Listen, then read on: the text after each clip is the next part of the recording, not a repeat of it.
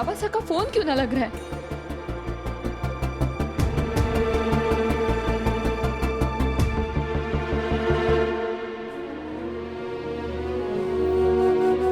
हे प्रभु, हमारी मायरी के जीवन में इतने सालों बाद, इतने इंतजार के बाद खुशियां आई हैं। उसके हर आंसू को खुशी का आंसू बना देना,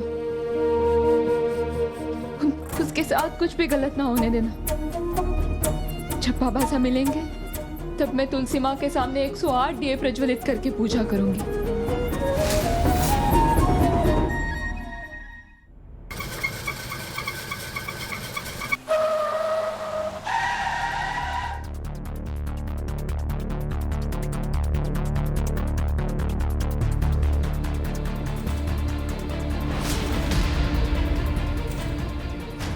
अचानक कार का टायर पंचर कैसे हो?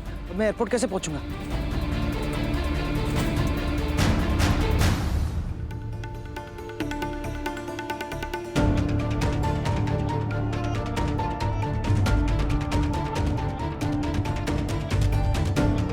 हेल्प!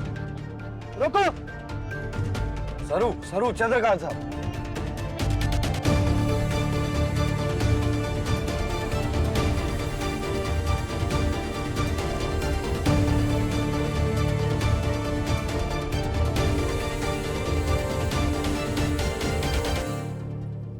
बाबा साहब कटे जा रहे थे। वो एक्चुअली मुझे इमरजेंसी में निकलना पड़ा। घर पे उर्मिला जान लेने की कोशिश कर रही है। मैंने उसे रोकने के लिए मालती को फोन किया, लेकिन उर्मिला अपने आप को बंद करके रखी हुई है।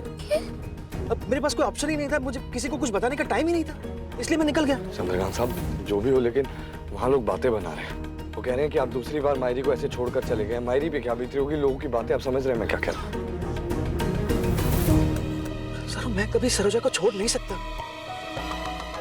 मैंने पड़ोस वाली औरत को बताया था आप सबको बताने के लिए, उसने बताया नहीं क्या? आपने वहाँ किसी को इन्फॉर्म किया था? हाँ। लेकिन उसने वो मैसेज वहाँ किसी को पहुँचाया ही नहीं। हम में से किसी को ये बात नहीं पता चली और वहाँ कंफ्यूजन फैल गई है। चंद्रकांत साहब, वेट सरू, मैं वापस आऊंगा, लेकिन अभी मुझbe निकलना पड़ेगा। पता नहीं उर्मिला घर पे क्या क्या कर देगी। ये देखो, उसने मुझे वीडियो भेजा है, ये देखो। चंद्रकांत, मैं जा रही हूँ हमेशा हमेशा के लिए तुम्हारी जिंदगी से। बाय।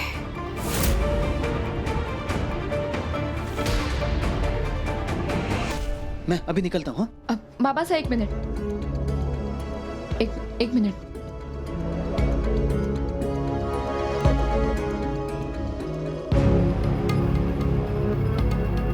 मालती जी, सरू दीदी, साहब जी का फोन आया था। उर्मिला मैडम से दरवाजा नहीं खोल रही, कह रही है मर जाएंगी। मैं क्या करूं, अपनी जान दे देंगी। एक मिनट, रुकिए। जीजी शांत हो जाइए, घबराइएगा मत। जैसा मैं कह रही हूँ वैसा ही कीजिएगा, ठीक है? सब ठीक हो जाएगा।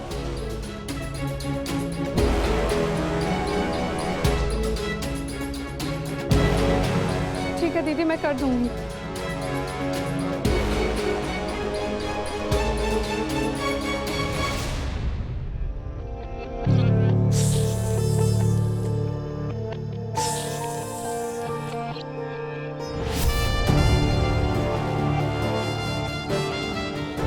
ये स्नेक की आवाज कहाँ से आ रही है?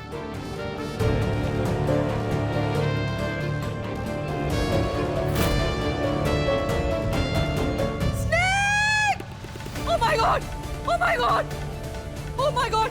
Stop! Help! Stop! हमें!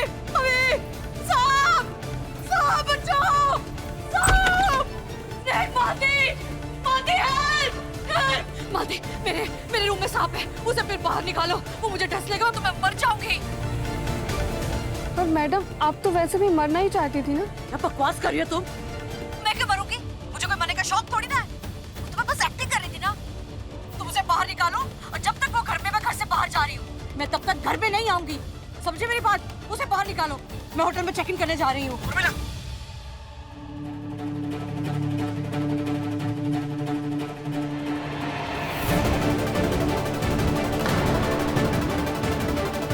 नाटक कर रही थी, और क्या क्या करना बचा है? कभी सुसाइड, कभी धतूरा, झूठ पे झूठ। चंद्रकांत, तुम्हें कोई गलत फहमी हुई है। तुम मानती है?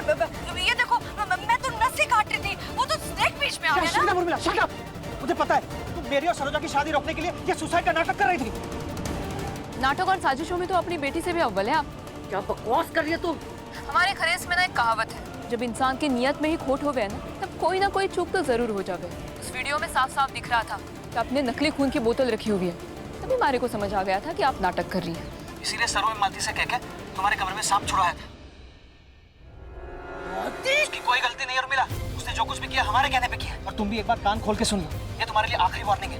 अगर तुम अपनी हरकतों से बाज नहीं आई ना, तो वो दिन दूर नहीं जब तुम्हें घर छोड़ के जाने की नौबत आ जाएगी। और उस दिन तुम्हारे पास होटल में चेक इन करने के भी पैसे नहीं होंगे। I'll make sure।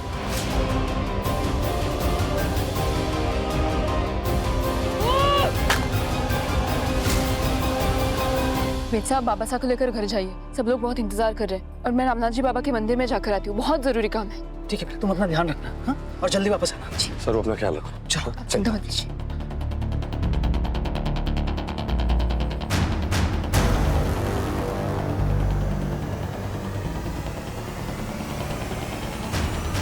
कब तक बैठे रहेंगे हम लोग? दूल्हा भाग गया और अब न लगे है कि वो वापस आएगा।